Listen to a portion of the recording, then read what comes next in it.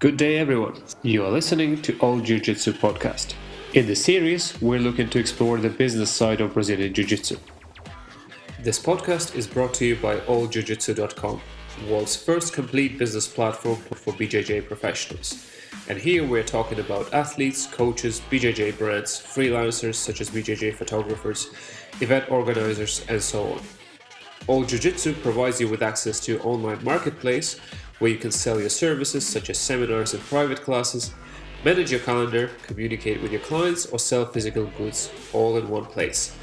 If you want to make a step towards being truly professional, join us on alljiujitsu.com. Our guest for the episode number 6 is Jason Shields. Jason is a very fascinating man. Originally from the United States, he lives and runs a chiropractic clinic in the town of Voss, Norway, which is known as the Mecca for winter sports. In his many years of practice, Jason has been looking after the well-being of many people and has been fixing anyone from a regular person to a multiple-time Olympic champions. Jason is also a BJJ brown belt and a head coach of Frontline Academy Voss. He has won World Master titles at blue, purple and brown belts. He has been heavily involved in the Norwegian BJJ scene, both providing various healthcare services and sponsoring young athletes in Norway. So in this episode we're talking about Jason's background and its impact on how he approaches coaching and training his athletes. We talk about varying approaches in different types of sports, the physiology of these sports, what it means to be a professional athlete, what it means to be a sponsored athlete, and what we can do individually and as a community to continue growing our amazing sport. Jason's latest contribution to the BJJ community is a project called Go-rillaz Silverback Upgrade. It is a comprehensive collection of programs for physical and mental preparations in BJJ. You can check out go-rillaz.com and grab an additional 20% off any program with code ALLJujitsu20. We hope you enjoyed this episode, and if you do, please subscribe on Apple Podcasts, Spotify and YouTube. Jason, thanks very much for joining All Jiu-Jitsu podcast. Oh, this is a great honor. I really believe in the podcast, and I love the podcast that I've heard before with Tarek Hopstock. So it's exciting to be here. Yeah, and it was quite funny because we kind of reached out to each other simultaneously. So I think my email was not working for a while, whatever the problem there was, and you sent me an email and I sent you an Instagram message. I think all of this pretty much simultaneously saying, "Would you like to be on the podcast?" And at the same time you asked me if you could come on as well. So I think that was a good match. So tell us a little bit about yourselves. I think a lot of the listeners probably won't know you. So you are living in Norway. You are from New Mexico, United States, right? And what do you do and how are you connected to Jiu-Jitsu? Well, basically, I run a big chiropractic practice in Voss, Norway, which is a winter sport Mecca. So my patients are everybody from the little old lady on the corner to the person who has 3 gold medals in the Olympics. And I've been responsible for both building up training programs and doing rehab and prehab for top-level athletes for 25 years, as well as taking care of your Aunt Betty when she comes in with a tendonitis. So I have a wide range of patients and experience there. But my experience or my love for jiu-jitsu started when I was, of all things, biking. I realized that I was doing competitive biking for about 4 years, and I realized that it just wasn't something that I could become top level at, and that was also something that in the end I didn't enjoy as much. And I sat down and I was watching YouTube, and I saw this epic match between Jean-Gilles Ribeiro and Joao Assis. It was a no-gis match, and I didn't even know that it was jiu-jitsu at that point. I just knew that whatever it was, I wanted to do it because it was so badass. It was such a great fight. And I think Joao Assis popped Janji's knee out of joint, and Janji twisted it back in and kept fighting. I mean, it was like two lions going after it. And I realized, that's interesting. I want that, whatever that is. And I found out that it was jiu-jitsu, Brazilian jiu-jitsu. And I contacted a Brazilian jiu-jitsu academy in Bergen. And at that time, they didn't have any instructors that they could send to me. And I said, okay, I will build a dojo. I'll put down the mats, and I'll make sure that you guys get all of your expenses covered. And then whatever you get from the students, you can have. I just want you here, but they didn't have anybody they could spare at the time. And then I asked again a year later, because again, that match came up on my YouTube feed. And I'm like, man, that has just got to be in my life. I got to figure out what that stuff is. So I called them again, and then Andre Porto de Carvalho, black belt under Eduardo Tetarios, had started instructing in a gym in Bergen. And I had a phone call with him, and he said, you may find somebody in the world that's better at jiu-jitsu than me, Jason, but you'll never find anybody who loves it more than me. Do you want to go for it? And I said, come on, let's go. So he gave a mini seminar here, and I was sold, my friend. And now I'm a person who has gone 100% in. I run the gym here. I have a blue belt world champion female. I have many European champions now under me as an instructor. I won Master Worlds at blue, purple, and brown and no-gi as well. 7 times European champion in Masters divisions in the no-gi, 3 times in the gi. I just can't get enough, man. I just love jiu-jitsu so much. And having gotten my hands into it, and having been in the environment of jiu-jitsu, I love the people. I love the idea of jiu-jitsu. I think the world needs jiu-jitsu. It's an insanely good therapy. It's a great way to grow young people into adults. So I'm just hooked, man. That's basically how it happened. And there's a lot of steps that I jumped over there in that explanation, but I think you understand. I'm passionate about it. Yeah, 100%. It's very much evident. So let me ask you this. At what point then, because I've seen a lot of the times, especially like just a lot of the frontline guys bursting onto the scene, they always wear your patch. So at what point did you start the kind of supporting the athletes, the young athletes, especially in Norway? Well, basically, I would say the week after I started jiu-jitsu myself. In the beginning, as a chiropractor, a person who understands joints and training and physical preparation, you get questions from everybody. So at one point, I was getting up to 100 messages on my phone per day. Basically questions from frontline athletes and other athletes that knew about me, asking questions about joint injuries and strength training and all of that. And the financial side has always been an easy thing for me because I saw the changes and the development and growth in the young men and women in jiu-jitsu. And I know that whatever energy, financial or emotion or physical energy we can put into jiu-jitsu, it's growing the world, it's growing the community. So I knew that was a worthwhile investment. So I started sponsoring athletes like Tarek Hopstock and Alexander Rios and Eva Netland and Marit Tussetal Gabrielsen and these guys. I would say probably when they were just transforming into blue belts. And I've just gotten to see their career skyrocket. It's beautiful to watch. So through health advice, through training advice, through economic support in their travels and in tournaments, I've gotten the privilege of seeing them develop themselves and the privilege of seeing jiu-jitsu develop around them, Yeah, that's amazing. So I think on the back of this, so the first kind of major thing we're going to talk about that will be quite interesting to people is your newly established project, right? A newly established venture, which is the Go-rillaz.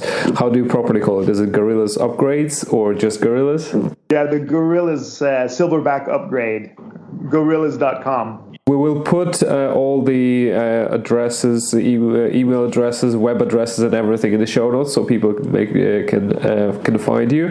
But my understanding is it did come out exactly out of what was happening and your kind of somewhat notoriety in the local scene for being able to help jiu-jitsu athletes. So a lot of questions, and here comes something packaged. So tell us a little bit more again of the origins of Go-rillaz. Well, I grew up under the eyes of my father, Tom Poole, who is the son of War Daddy. So if you have seen the movie Fury, Brad Pitt played my grandfather in that movie. And he was the most effective and successful tank commander in American military history. He has buildings on a base in the States named after him. And I grew up in a family of not only successful athletes, but basically people who created strategies for success and winning based on the things that helped War Daddy survive World War II. So the boys in our family, every single one of my uncles,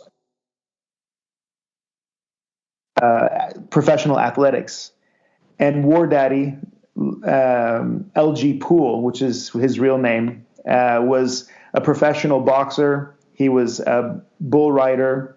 He played professional baseball and football, American football. So you can imagine the guy's athletic ability. So I've always had an understanding of what's necessary for people, the mechanics of success.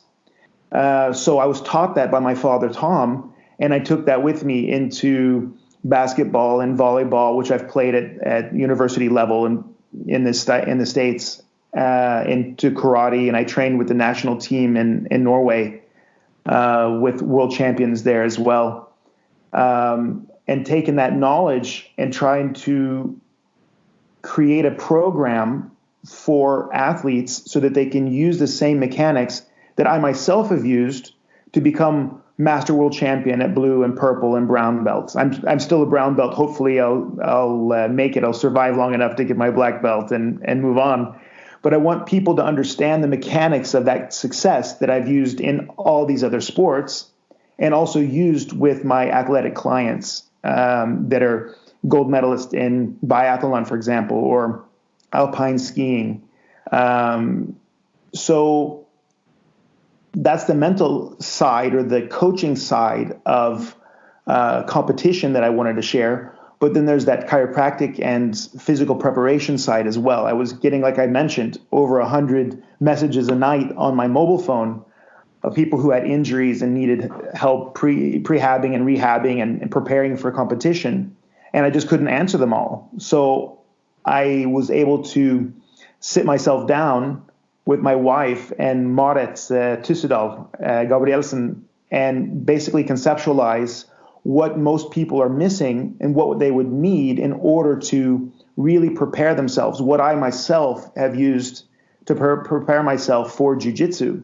Because like I mentioned before, I was doing a lot of cycling. I was competing in cycling. So the body type and the strength that you need there is quite different than a 5 or 10 minute jiu-jitsu match. So I had to transform my body from a endurance athlete's body to a fighter's body. So I had to build myself from basically ground zero and up. And that process, there were a lot of tricky spots and sticky spots in that process.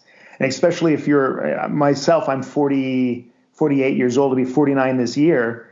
And I started jiu-jitsu when I was 39 years old. So I wasn't exactly 18 or 15. So I had to, basically create a foundation so that I could train 9 times a week and lift twice a week. I had to build a body that was able to train like a professional athlete, which I do now. And I want people to understand that the things you need are not that complicated, but you need to do them correctly. And I think that we were able to create these products in Go-rillaz.com in a way that will be valuable, not just for Buchecha and not just for Gordon Ryan or for Eduardo Tetarios, those guys that are at the top level in the world, but also for my white and blue belt athletes that just want to get started in jiu-jitsu. So that was basically the background why I got started and why I felt I had something to give, because I have such a blessed position in my life right now that I have experience with these different sports and have experience with athletes at different levels. And I really wanted to be able to give something back. So Go-rillaz.com is kind of like a heart project for me. My clinic's super busy, and I would love to be able to answer everybody's text messages and stuff, but I just can't. I don't have the time capacity anymore to do that. So the products are kind of taking over or taking that job for me. So before we get into the specific products, I want to explore those as well. But you mentioned the mechanics of success, right? And all the different types of sports people, so winter sports athletes that are based in Voss, your own cycling career, your experiences of youth with the sports in America. So is the general recipe all the same? Aside from the specifics of the sport, is the general kind of mental process the same in all of these disciplines in your view? Well, it's the foundation of functional athletics is the same, but then each sport has its own specialization that needs to be respected.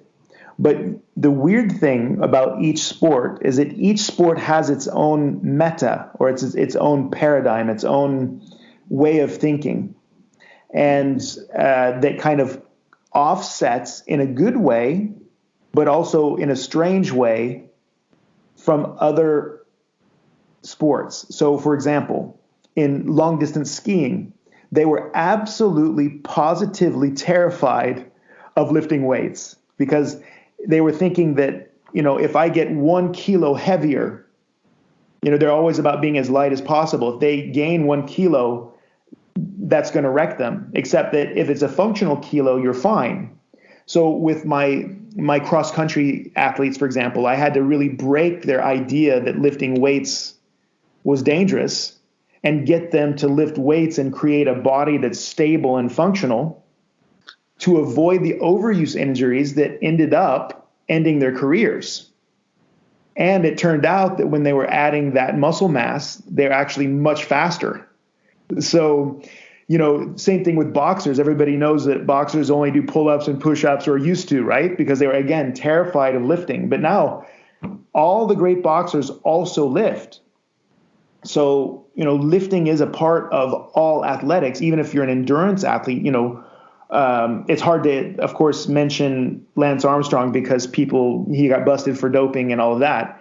But understanding that he was one of the athletes that was focused on long distance cycling and performance there. And even he was lifting weights, so to really understand what you need to get in your training program to be the best in the world, you have to actually have a well-rounded fundamental layer of strength and health.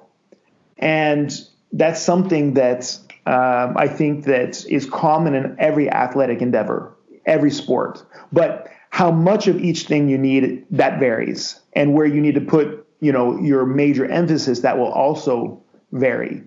But I'll tell you one secret, and this is something that most people don't know, is that your body will specialize in the athletic endeavor that you are doing. Meaning that if you cycle, I can look at your body and see if you're a professional cyclist or not, because your body actually takes the shape of the bike. My biathletes, that's the people who ski and shoot. I can take an x-ray of their spine and I can tell if they are a biathlete by the curvature of their spine, because in order to be a good biathlete, you have to stand in a certain position with the rifle, and that actually changes your body as you're growing, right? So in order for them to be able to be the best in the world, they have to hold the sport specialization that they get in check. Because what happens is that the sports specialization they get makes them excellent in their sport, but also is the root of their overtraining and overuse injuries that end up wrecking them in the end. The tendinitises, the bad backs, the shoulder failures, the mechanical issues. So if they're not implementing things that normalize their physiology, normalize their function, on top of their specialized training, they end up getting wrecked. And that's one of the things that the Go-rillaz physical prep really help you with in jiu-jitsu, is to help mitigate or help hold in check those specific sport specializations that end up hurting you, but it still allow enough of them so that you can do your barambolos and your amazing spider guard sweeps, and you can footlock like Tarek Hopstock, and you can pull out a Tarek Plata out of your pocket anytime you want, So it's an exciting job. In relation to jiu-jitsu, so you mentioned a few other sports. So 2 questions. Number 1 is, what stereotypes or what misconceptions rather did you have to break?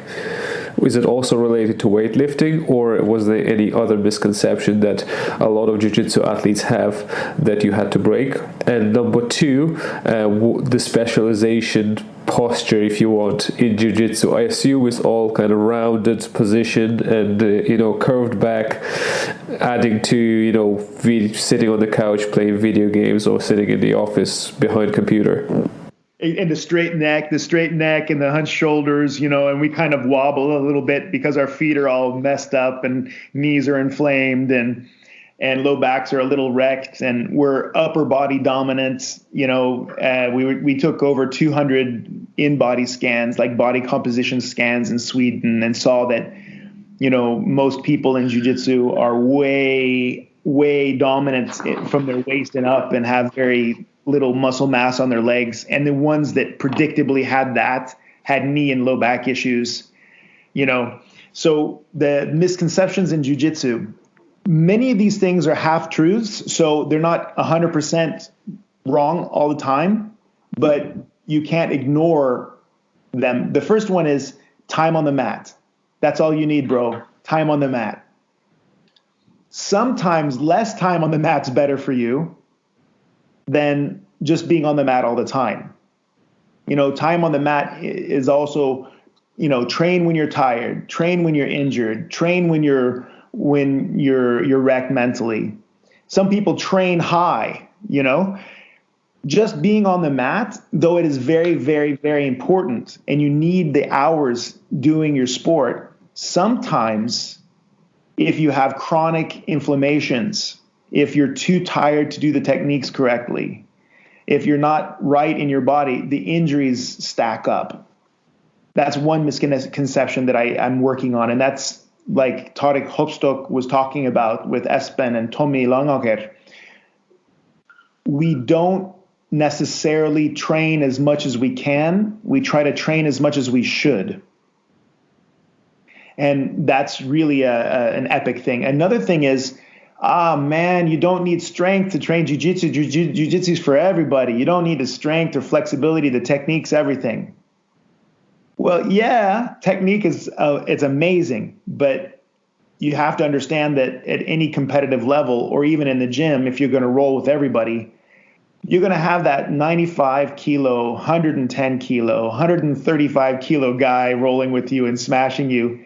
If you're not flexible enough, if you don't have enough stability in your low back, if your body is not able to protect itself and not able to take a fall, then you're going to get injured, even if you have good technique. And I think everybody who's been injured and come back to training remembers, wow, that those first trainings are super hard. So having a basis of physical preparation is so important, especially if you have ambitions in competition. It's not enough just to roll. It really isn't if you want to be the best, and it really isn't if you want to have a long career, because you need to be constantly stabilizing your body so that you can train more, not train more only. You have to develop the capacity to train more. And I think that also the ideas that you just need to train jiu-jitsu is falling away, because you see that you have a game. You don't do every technique. You have a pattern that you constantly push your body into. And if you don't do work outside your jiu-jitsu rolling to neutralize or to balance your body, you'll sooner or later become a victim of those, again, sports specializations. You and I, when we go to these big tournaments, man, you don't have to ask yourself who the competitors are. You can look, you can see how they're walking. That guy's a competitor, that guy's a competitor. That, because of that posture change, like you were saying, that straight neck, the rounded back, the hunched shoulders, it's really interesting to watch. So I think that as we grow as a profession, not just that it's a sport, but it's a professional sport, we're going to start looking more and more like judo athletes, like wrestlers, like, people who are doing all kinds of training to make sure that they can get the most out of their mat time instead of just being on the mat to train. Does that make sense?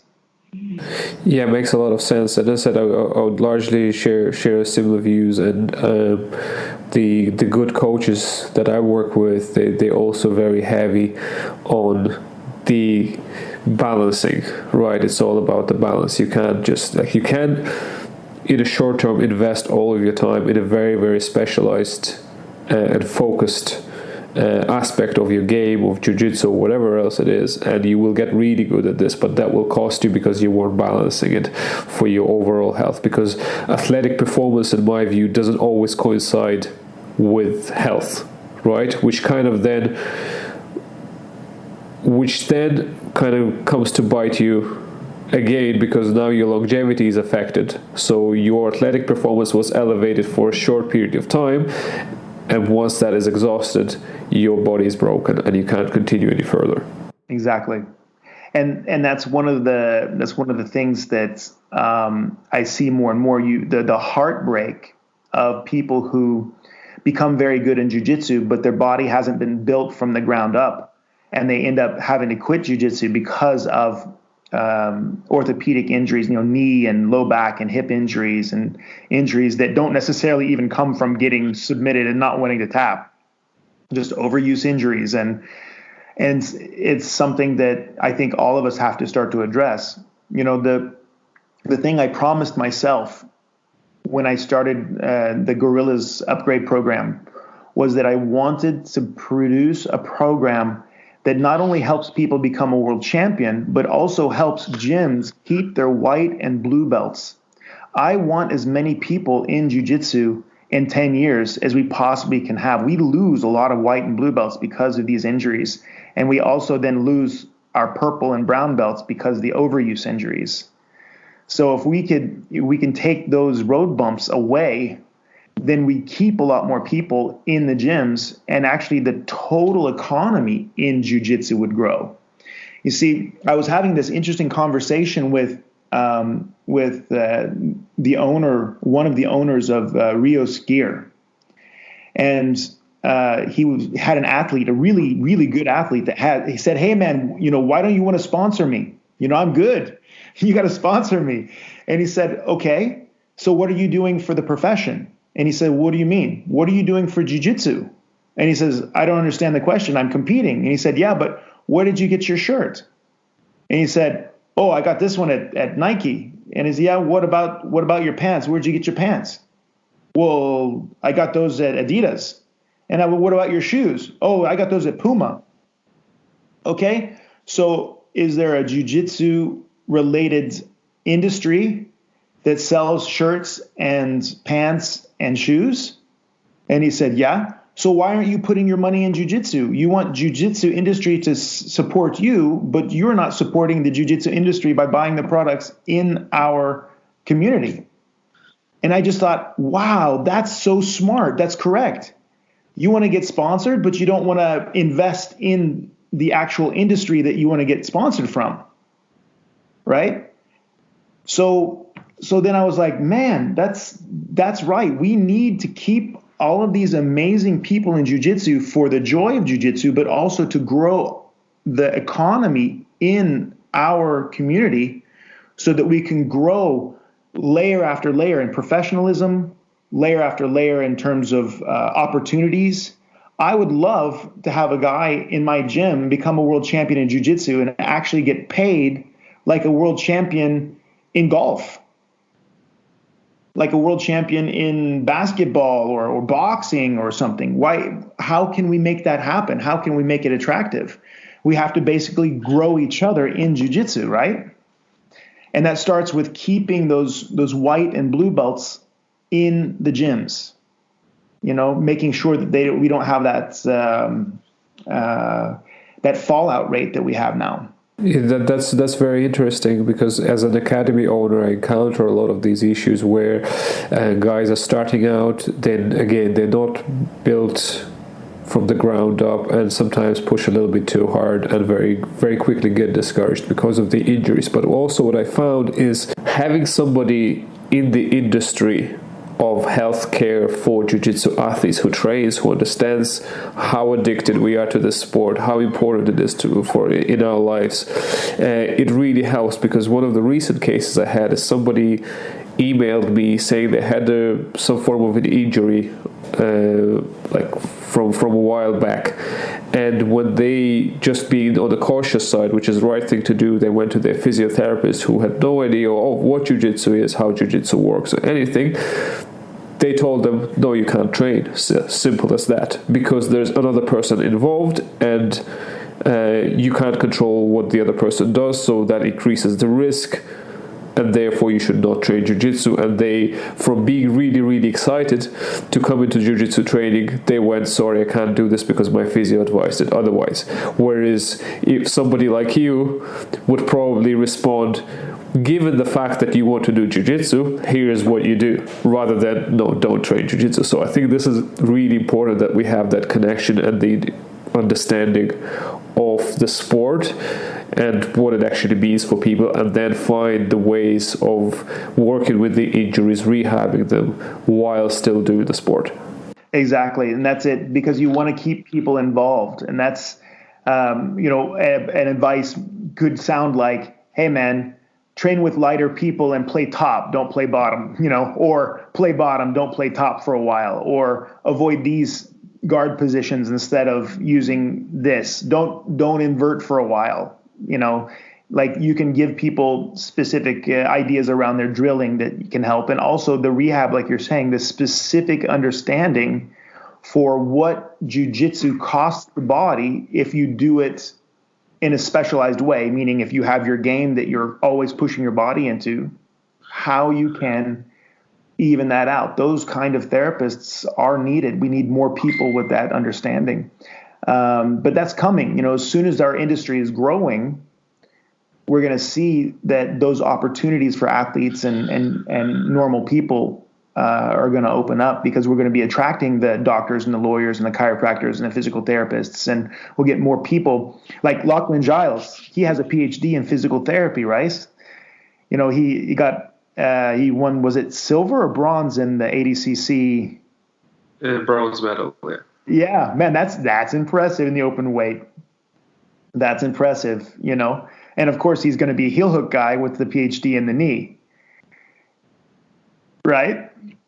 So you get people who have some kind of academic background moving towards jiu-jitsu as the industry grows. I find the work that you're doing with the economic side of jiu-jitsu very fascinating, and I really respect the work that you're doing, because people don't understand how necessary, how needed it is in this phase of jiu-jitsu for us to lift that level of professionalism. So, you're a hub for seminars and economic understanding for people. I really can't thank you enough for doing that. We need more people like you to help us move ourselves into the future. Yes, so we'll talk about this in just a second. So first, I want to wrap up on your product offering. So we spoke about kind of conceptually and broadly what your program represents and your background, but could you just explain what different packages and what different products you'll be offering as part of the Go-rillaz Silverback upgrades? Yeah, sure. Thank you. Basically, we right now, with the Go-rillaz Silverback upgrade, have the mental preparation for competition and life product, and we have the physical preparation product. Later on, we were going to have nutrition, we're going to have rehab and prehab, and one of my favorite topics, which is BJJ physics. They talk about invisible jiu-jitsu. It's all physics, right? Because we're working with our physical bodies to understand the physics behind the leverage. That's probably going to be the last product that we produce, but it's probably the one that I'm going to have the most fun with. But right now we have the mental preparation and the physical preparation ready, and we have a psychologist in Italy who now is implementing that into his sports performance programs, and we have several of our athletes. It's basically many of the gems that I've used with my world-class and Olympic athletes to increase their performance, both mentally and physically. So it's super cool to have launched the website and launched the products. And I can't wait until I have the opportunity to produce the other products as well, because I think it's going to be something that both simplifies people's understanding of things, but makes it more efficient. And in terms of the format that these products take, so what if let's say I'm a customer going onto your website, I'm interested in mental preparations, for instance. So what form would that take? I decide purchase, I got it, paid for it. What do I get in return? Basically, I have a series of talks. They're relatively short, anywhere between 1 and 7 minutes, that introduce a concept. And you would first go through all of the videos just to get an overview of the videos. And then you would go back and start at video number 1. And then you go through it, and then you get a task. Basically, at the end of each of these videos, there's a task for you to do. So for that week, you would work on that specific task. So, for example, one of my favorite topics is meaning magic. There are facts in your life, but then you assign meanings to it, right? You know, people lose their job. Is that a catastrophe in their life, or has their life completely opened up to allow new opportunities, right? So, because after the coronavirus, unfortunately, there are a lot of people that are going to be taking a new turn in their life. So how they perceive that, what meaning they put on that, is going to then determine their long-term outcome. So going through the week and looking at the facts in your life and really analyzing what meanings you're putting on each of those facts in your life can be very powerful. You know, they say think positive, but that positive thinking has to do also with the way you perceive your life. So, you know, I'm excited, really excited to share those kind of insights with people and see what kind of changes that they get in their life. The doctor of psychotherapy in Italy he sent me a message yesterday telling me, you know, how much he's been enjoying this and working with his clients with these concepts. So each week you'd have one of these concepts to work with, and I'm going to tell you, it really is it's transformed many people's lives, and not only just made them happier, but also made them better business people, better athletes, better moms, better dads, you know.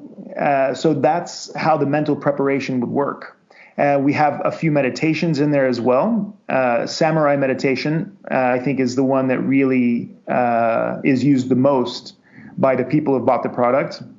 And in fact, I believe that Dr. Romagnoli is going to go on Facebook and actually share that meditation with people in a Facebook seminar that he has next week. So if you guys look him up, check him out, you can maybe follow. I think he's doing it in Italian, unfortunately. But for all you Italian people who are locked inside, please join Dr. Romagnoli. He's going to give a free Facebook meditation, and he's an amazing psychotherapist. So I think it's something that people can easily use. And now that we're all inside in the quarantine, we all have time to go inside because we can't go outside, right? Exactly. So some doors shut, unfortunately, but a lot of the doors open, especially as you said on the inside, and all the thinking process that can be done, all the So the mental side is definitely should be on the rise. That's it. Imagine, and that's a great fact. The fact is, okay, you're in quarantine in Italy. What does that mean? That means that you have the opportunity and time to really do the things that you'd never take time to do organizationally inside. You have time to write the letters that you haven't written. You have an opportunity to go on the inside and take those inside activities instead of being locked in your house. If you're locked in your house, you live a different way in your mind, don't you? So that's really, again, that's one of the episodes in the mental preparation products, basically. Putting meanings. What meanings are you putting on the things in your life? That's amazing. It sounds very exciting, and I think putting the systematic approach behind achieving a certain result, a certain outcome, and even understanding what eventually that outcome will mean for you, right? I think it's very important, because what I often find is people are so fixated, especially in the sport that is filled with medals and the somewhat kind of specific achievements. What does that achievement mean in the end? Okay, is that the end of the road? Is the black belt the end of the road? Is your world championship medal the end of the road? How are you going to cope with life after you have achieved it? What's beyond that? So I think and that brings me to the topic we've briefly discussed before we started recording, is the whole kind of industry of Brazilian Jiu-Jitsu, the whole ecosystem of Brazilian Jiu-Jitsu and what it means to people. So in my view, we are very, very early in our development stage, right, as the community, right? And to see that, the evidence of that is just a comparison with other sports, right? The way the other sports are perceived, the way the other sports are managed, the economy of other sports, right? The volume of finance in other sports, okay, it's drastically different. So what is your view on the current state of Brazilian Jiu-Jitsu as industry?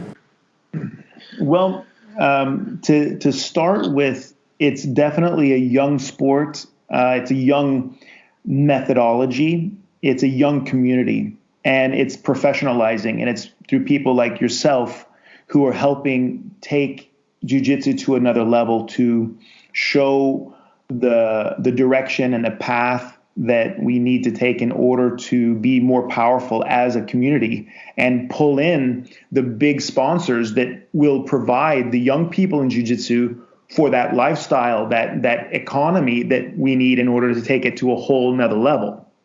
So to start with, one of my great idols in Jiu-Jitsu, Ricardo Liborio, invited myself, Rutger Kusters, and Marit Tussedal Gabrielsen to be with him for the very first ever university accredited Jiu-Jitsu course in the University of Central Florida. So it's a groundbreaking thing. We traveled to Orlando, and we actually then got access to the academia there and made contact with the researchers. So we're being looked at as a serious industry now. And once we get the power of university science and medical science behind us, we're going to see an increase in performance. We're going to see an increase in opportunity, and sponsors are going to want to throw more and more money into it. But at the same time, the people who are representing Jiu-Jitsu have to be professionalized enough so that those big sponsors feel safe investing in us. We have to show up on time. We have to answer our messages. Being a black belt and even being a great competitor will not necessarily be enough for the people to be able to live from jiu-jitsu. In the old days, Ricardo Libore, he would tell me, hey man, I worked at a bank and they told me in 6 months I was going to go to the world championship. And, in 1996, people could have a full-time job and still become world champion. But I don't think that the top level black belts today in the adult category can have a full-time job and a family, and on top of that become world champions very easily. And as the performance level in the athletes and the professionalism increases, we're going to see a need for specialized training, and that means they need the economy to be able to live from jiu-jitsu, right? Unless they have a really rich mom or dad, and then it's only rich kids that get to do jiu-jitsu as a profession, right? So if we want to reach the level that judo or wrestling or basketball or golf has, then we have to be a group, a community of people that are so attractive and so structured that big business can put money on us. And how do we do that? First of all, we have to learn how to run professional gyms. We have to learn how to train our athletes professionally. We have to have a large selection of high caliber athletes that stick to jiu-jitsu over a long time because they can actually live from it. So how do we do that? Well, we have to have people who are like yourself and myself who want to help the young ones come up, that we're providing a great service for them to stay in jiu-jitsu and keep, our white and blue belts active until they're black belts. And we also have to basically have the infrastructure, the economic infrastructure that allows for big businesses to put their money on us and to attract big business and to attract TV, to attract big brands that want to be a part of this. I would actually argue that jiu-jitsu not only should go on the path of the likes of judo and wrestling, but it should exceed it in a lot of ways, because the way the sport is accessible to people who haven't necessarily done the athletics to that degree before, because wrestling and judo, realistically, if you want to be any good, you have to start in a very, very young age, right? So you have to be in your early teens at least if you want to be any good. And if your body is not conditioned by the age of 20, unlikely to achieve something really high. Whereas jiu-jitsu, with its structure, with its divisions, and with the kind of the belt segregation, the age categories, etc., allows for so much more participation. So one of the problems that I find with wrestling, and I come from a region in Russia that is it's a hotbed for wrestling, right? So it's North Ossetia, it's like Olympic champions left and right. But there's a big problem with that. It's like super high achievement. There's a big problem with that. There's only one spot in the Olympic team in a national sport. So you have these absolutely elite athletes by any means, by any measures. They're absolutely elite that can't make living out of out of wrestling because they're second or third to the best person. Whereas in jiu-jitsu, I think if you're second or third best, you still can make a lot out of your jiu-jitsu career, because the jiu-jitsu holds so much conceptual values, so much relatable values that can be packaged into words, into presentations, into something that can be taught a lot better. And it's more relatable because more people can train. As I said, the way it's structured, you don't have to be elite. It's a lot more accessible, in one word, to general public. And I think we have to use it as an industry. We have to use this fact. Absolutely. I think that's 100% correct. And, I also competed in karate. I competed in wrestling as well as a kid. I lived in Iowa as a child and wrestled there. I was training with the national team in Norway in karate. But now this is an interesting thing, because what you said there was very important, and also understanding the timing of jiu-jitsu, because the wave of judo and the wave of karate is past now. you don't really see that much karate and judo on TV or in movies as much. You see more and more jiu-jitsu. You see, John Wick was filled with jiu-jitsu, for example. We're the industry, the wave of interest after the UFCs and all this is on the uprise. And at the same time, we have the power of the social media that we didn't have. People have more access to things than they did before. So you have at the same time a peaking industry and a broadcasting system of social media that is going to allow us to take this industry to a whole nother level. It's going to break it completely open, and everybody can compete. I was able to compete in my age and weight and belt category, and I can feel great about having, done good things there. But like you're saying, I could never have done that in wrestling because there's not a Master 3 division in wrestling. Not that anybody cares about it, right? So I agree 100% with what you're saying. And also, because the whole family can get involved in jiu-jitsu and the whole family can grow with it, there's a very special tone in the community. Ricardo Liborio was showing me, he instituted jiu-jitsu in a high school in Orlando. And there are some really special things happening with the kids there, but also special needs kids. The jiu-jitsu is more than just a sport. It's some kind of, I don't want to say a therapy, but I don't know, people grow in a different way when they're doing jiu-jitsu, And I see that the value of jiu-jitsu is so much more than just the sport. It's something special. So I think when we have that element and the fact that we can participate when we're a Master 7, and at the same time, we can see an opportunity for living from jiu-jitsu as well. These things are so intoxicating. They're so amazing that, I just feel so fortunate to be in jiu-jitsu. Yeah, and if we talk about, so we mentioned that for this to continue, for the growth to continue, we'll need to raise the whole ecosystem, the whole economy of jiu-jitsu, and that will enable then for more people to stay in the sport full time, for more people to compete, and that will in turn attract more resources from the outside, right? From the outside of the existing industry, let's say. And from your perspective, what do current athletes, what do current participants of the market, of the jiu-jitsu market, what do they have to do to aid the process of this industry growth? From the point of view of a competitor, you run your own academy and you also sponsored athletes, right? So you have multiple perspectives on this thing. So what do people have to do to make this industry more attractive? Oh, that's an extremely good question. I have the luxury of working with athletes in many different sports: professional cyclists, professional skiers, professional biathlon participants.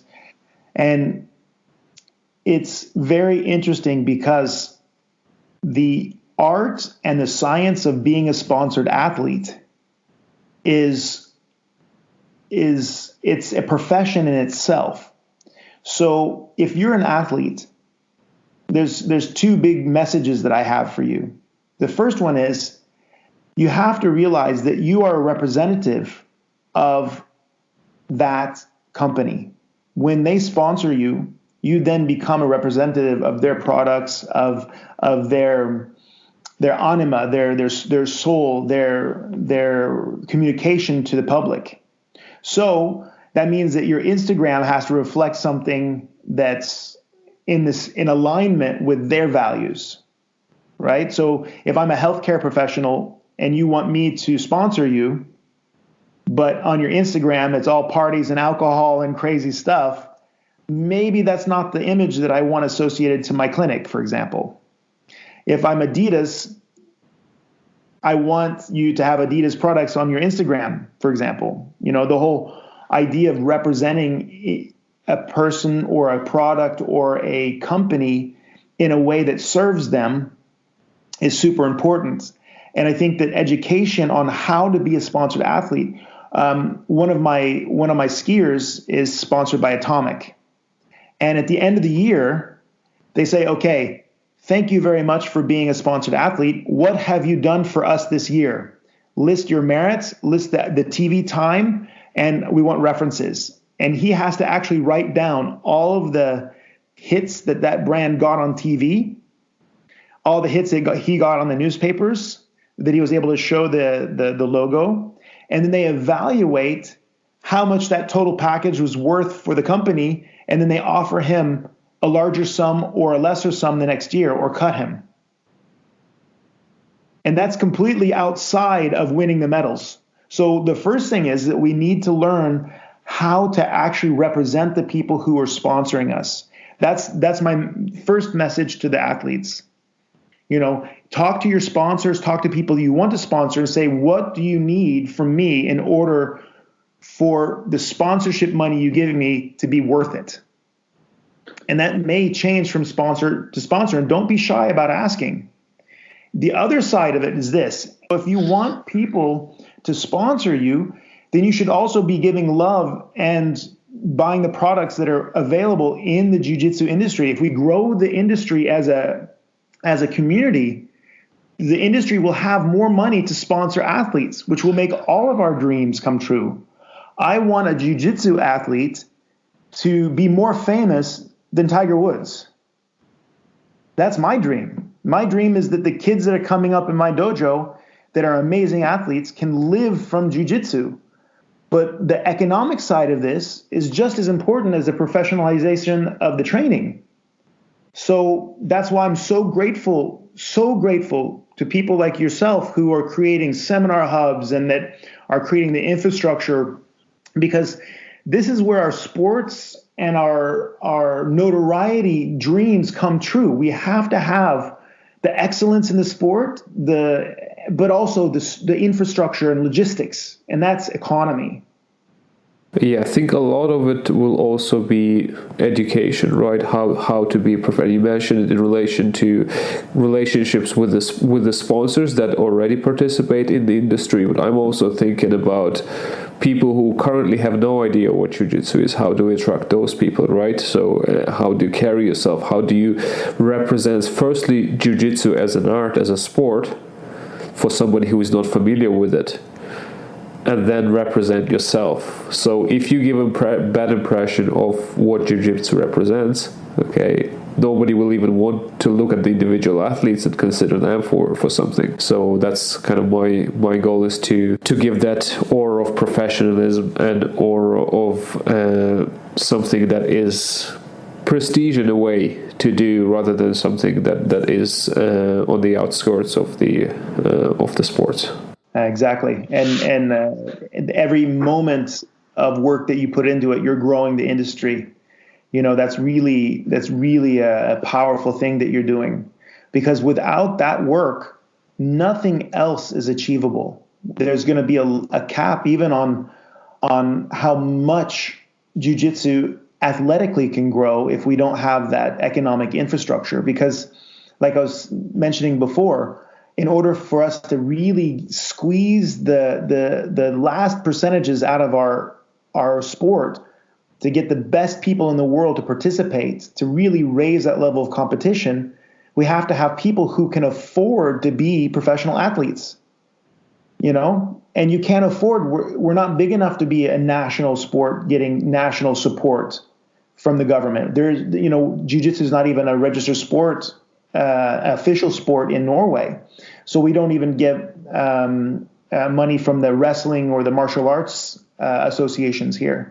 So it's all privately based and industry based, so, I really believe in the things that you're doing. And I thank you again for that. Jason, massive thanks for coming onto the podcast, for sharing your amazing thoughts, and we look forward to having you on again at some stage in the future. What a great honor, Peter. Thank you very much. I can't wait to talk to you next time. And this is it. We hope you enjoyed the episode, and if you did, please subscribe on Apple Podcasts, Spotify, and YouTube. Thank you.